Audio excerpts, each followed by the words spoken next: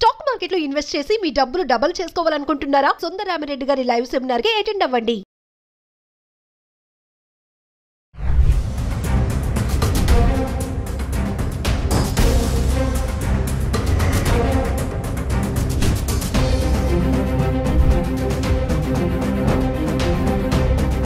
Hello viewers, welcome back to our channel. Trump effect ఇప్పుడు చాలానే ఉంది మన ఇండియన్ స్టూడెంట్స్ పైన కానీ, జాబ్ చేసే వాళ్ళపైన కానీ. H1B visa, birth rate citizenship, part time jobs చేయొద్దు అంటున్నాడు. రీసెంట్గా గోల్డ్ కార్డ్ వీసా కూడా ఒకటి రిలీజ్ చేయడం కూడా జరిగింది. మరికొద్ది రోజులు అది కూడా వచ్చేస్తుంది. సో ట్రంప్ హవా ఎలా ఉంది, మరి ఇప్పుడు ఉన్నటువంటి పరిస్థితిలో అక్కడ ఉన్న వాళ్ళ పరిస్థితి ఏంటి, ఇక్కడి నుంచి వెళ్ళాలి అబ్రాడ్ ఎడ్యుకేషన్, అమెరికాలో వెళ్ళి సెటిల్ అవ్వాలి, అక్కడికి వెళ్ళి ఉద్యోగం చేయాలి అనుకునే వాళ్ళ పరిస్థితి ఏంటి, వాళ్ళు ఎలాంటి ప్రిపరేషన్తో ఉండాలి, వాళ్ళ ఫ్యూచర్ పరిస్థితి ఇదంతా ఏంటి అనే దానిపైన మాట్లాడడానికి ఈరోజు మనతో పాటు ఉన్నారు మేనేజ్మెంట్ కన్సల్టెంట్ సంపత్ సముద్రాల గారు. సార్తో మాట్లాడదాం. నమస్తే సార్. నమస్తే అండి. సార్, మరి ట్రంప్ ఆల్రెడీ మనం కొన్ని వీడియోస్ చేశాము. మరొకసారి ఏంటంటే ఇప్పుడున్నటువంటి పరిస్థితిలో అక్కడ ఉన్న వాళ్ళ గురించే కానీ, ఇంకా అమెరికా పైన మోజు తగ్గని వాళ్ళు కూడా చాలామంది ఉన్నారు. పరిస్థితులు చూస్తున్నా కూడా ఇంకా వెళ్ళాలి, అక్కడ సెటిల్ అవ్వాలి, అక్కడ చదువుకోవాలి, అక్కడ ఉద్యోగం చేయాలనుకునే వాళ్ళు మైండ్ సెట్ ఇంకా ఏం మారలేదు. సో అలాంటి వాళ్ళకి ఒకసారి అంటే యూఎస్ఏ ఇంకా వెళ్ళలేరు అని అంటే ఏం చెప్తారు? చాలా క్లియర్గా ఉందమ్మా స్కీమ్ సిస్టమ్. ఎక్కడైనా కూడా every country want to protect there citizens, they want to protect there this thing. Trump ఎప్పుడు కూడా మేక్ యుఎస్ గ్రేట్ అనే మాటలోనే ఉన్నాడు. He wants to take care of his people. అయితే దానికి ఏవేవైతే అవరోధాలు ఉన్నాయో వాటన్నిటిని రిస్ట్రిక్ట్ చేయాలి అనేది ఆయన ఇదే. అందుకని మన ఎంట్రీ ఇంటూ ద కంట్రీని రిస్ట్రిక్ట్ చేశాడు. అయితే ఆయన చాలా క్లియర్గా చెప్పాడు. తర్వాత చాలా డిస్కషన్స్లో మనం కూడా మాట్లాడాం. వేరే లాట్ ఆఫ్ అదర్ కవరేజెస్లో కూడా మీరు చూసినట్టయితే ఆయన he is not against skilled people coming in to his country. When he wants to make his country great, he wants people who are knowledgeable, people who are capable, people who are smart. అర్థమైందా? నేను చెప్పాను కదా, యుఎస్కి జనాలు మన పిల్లలు వెళ్తున్నారు అంటే మనం కంగారు పడాలి. We are having a brain drain. You understand my point. All qualified capable people are moving towards that country అన్న భయం. కాబట్టి వెళ్ళలేరా అని అంటే అర్హత ఉన్న వాళ్ళకి ఇంతకు ముందు ప్రాబ్లం లేదు, ఇప్పుడు కూడా ప్రాబ్లం లేదు. అర్హత ఉన్న పిల్లలకి ఏమి ఇష్యూస్ ఉండవు. మరి ఏంటి ఎక్కడ ఇష్యూస్ వస్తాయి అని అంటే మీడియోకర్ స్టూడెంట్స్ కూడా వెళ్ళి, మీడియోకర్ ఎంప్లాయీస్ కూడా వెళ్ళి, బికాజ్ ఇప్పుడు స్టడీస్ సంగతి పక్కన పెడితే everybody has a dream. Everybody has a dream. When everybody has a dream, అందరికీ కూడా ఏఎస్ అవ్వాలని ఉంటుంది, అందరికీ కూడా ఐపీఎస్ అవ్వాలని ఉంటుంది. లక్షల మంది ఎంట్రన్స్లు రాస్తారు, లక్షల మంది మెయిన్స్ రాస్తారు, తర్వాత మళ్ళీ చాలా వేల మంది ఇంటర్వ్యూ దాకా వెళ్తారు. They are not able to achieve it because it is a competition. అలాగే ఇక్కడ కూడా మీరు చూసినట్టయితే వాళ్ళు సంవత్సరానికి ఒక 85,000 H1B అన్న ఒక కోటా పెట్టుకున్నారు. అవునా? ఆ కోటాలో 65 రెగ్యులర్గాను, 20 ఏమో యుఎస్లో స్పెసిఫిక్ స్కిల్స్ పికప్ చేసిన వాళ్ళు, హయ్యర్ ఎడ్యుకేషన్ చేసిన వాళ్ళను 85,000 పెట్టుకున్నారు. That's a huge number, isn't it? ఆ నంబర్కి తగ్గట్టుగా కేపబిలిటీస్ ఉండి వెళ్ళే వాళ్ళకి వెళ్ళడం ఇబ్బంది లేదు. ఎవ్వరూ కంగారు పడాల్సిన అవసరం లేదు. ఆ విషయం మీరు నేను చెప్పాల్సిన పని లేదమ్మా. ఇప్పుడు నేను నిజంగా చెప్తున్నాను కదా, యువతతో మనం మాట్లాడుతున్నప్పుడు వాళ్ళకి తెలుసు నేను కేపబుల్లా, నేను వెళ్ళగలనా, నాకు ఆపర్చునిటీ ఉందా లేదా అన్న విషయం యువతకి వాళ్ళకి తెలుసు. They are very clear about it. So మనం వాళ్ళకి చెప్పాల్సిన అవసరం లేదు. కానీ మీరు ఇప్పుడు ఈ సమస్య ఎందుకు అడిగారు? అందుకే మిమ్మల్ని అడిగాను నేను, మీ పిల్లల్ని పంపించదలుచుకున్నారా అని. This is mostly response to the parents. ఎవరికైతే వాళ్ళకి ఆ ఉద్దేశాలు ఉన్నాయో, పిల్లలు వెళ్ళాలి అని ఉన్నారు, it has become a social obligation అమ్మా. అలా సోషల్ ఆబ్లిగేషన్గా ఆలోచించి మా పిల్లలు యుఎస్ వెళ్ళారా అన్న ప్రెషర్ పెట్టి అలా పిల్లల్ని ఇబ్బంది పెట్టడం అనేది న్యాయం కాదు. విల్ బి పుట్టింగ్ దెమ్ అంటూ. There are lot of opportunities in India. There are lot of capability, doors opening in India. దాని మీద ఎక్స్ప్లోర్ చేయాలి.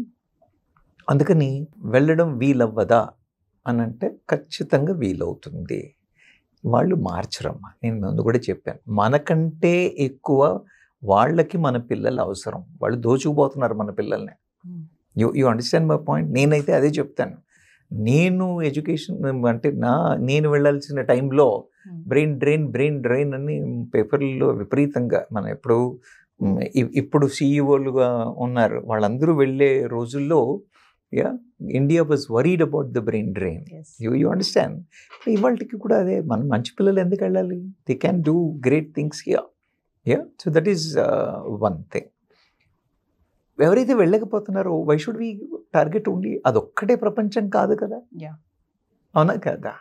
ఇప్పుడు వాళ్ళ ఇబ్బందిగానే కెనడా రిస్ట్రిక్షన్స్ పెట్టింది. రెండు పక్క పక్కన ఉన్నాయి. కెనడాకి జనాలు కెనడా కోసం వెళ్ళలేదు, కెనడా నుంచి మళ్ళీ ఎలాగో యూఎస్లోకి ఎంట్రీ అవుదామా అన్న ఉద్దేశంతో వెళ్ళి.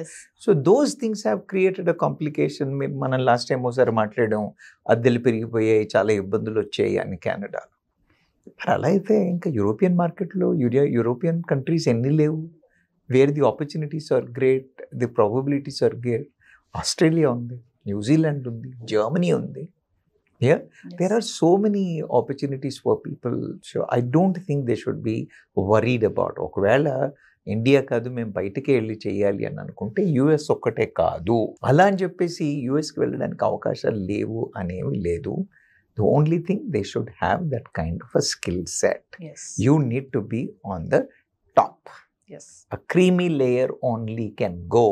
The mediocre layer cannot go. That is clear. ఆ తర్వాత ఏదో ఎడాపడా చేసి పోదామా అని వెళ్ళిన వాళ్ళందరినీ తరిమి కొట్టేస్తున్నారు కదా, ఎందుకు అతంట?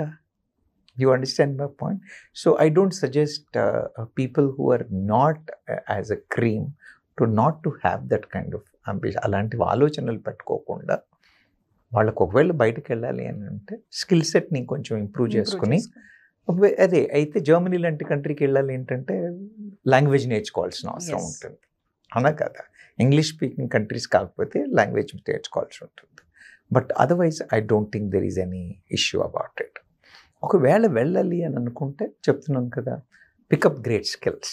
ఇవాళ వచ్చిన ఏఐ, పికప్ గ్రేట్ స్కిల్స్. ఆ ఏరియాలో data science, AI, data science లాంటి సబ్జెక్ట్స్లో టాప్గా ఉన్నట్టయితే ఎందుకు పిలవరు? Then we will come to the other professions. డాక్టర్లే కానివ్వండి, వేరే మెటలర్జీ ఇంజనీర్లే కానివ్వండి, మెకానికల్ ఇంజనీర్లే కానివ్వండి, వాళ్ళ డొమైన్ స్కిల్స్లో మేము వెళ్ళిపోతాము అంటే కుదరదు.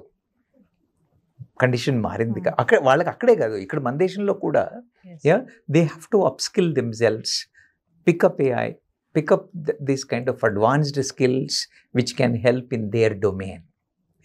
అట్లాంటప్పుడు I don't think they should be any దీని గురించి వాళ్ళు అంత కంగారు పడాలి, కానీ వెళ్ళేమా అని భయపడాల్సిన అవసరం అయితే లేదు. రిస్ట్రిక్షన్స్ ఉంటాయా? ఖచ్చితంగా ఉంటాయి. రిస్ట్రిక్షన్స్ ఖచ్చితంగా ఉంటాయి. పోగలిగేవాడు ఎవడో ఆపలేడు. They will be able to go. వాళ్ళు రేపు ఆపేస్తారా అని అంటే నేను చెప్తున్నాను కదా, ఎన్ని డిస్కషన్లు అయినా కూడా, ఫర్ ఎగ్జాంపుల్ బర్త్ రైట్ మీద he has made a statement. ఏమైంది? It is still in the courts. You understand my point? It is still. So ఏమంటానంటే పొలిటికల్గా కొన్ని సిచ్యువేషన్స్ అవుతాయేమో, అన్నీ సక్సెస్ కావచ్చు. సో అలా అని చెప్పేసి మన వాళ్ళు కంగారు పడాల్సినంత పరిస్థితి అయితే నాకు కనబడట్లేదు. అయితే H1B కాకపోతే నేనేమంటున్నాను, grow, take over business, try చేయండి. O1 వీసాస్ ఉన్నాయి, L1 వీసాస్ ఉన్నాయి, అవునా? ఇన్వెస్ట్మెంట్ చేసే వీసాస్ ఉన్నాయి, అవునా కదా? ఇవన్నీ ఉన్నాయి. ఒక్క H1B ఒకటే కాదు కదా ఎంట్రీ. ఇఫ్ యూ హ్యావ్ కంపెనీస్లో లాటరల్ పొజిషన్స్తో దే క్యాన్ గో దేర్.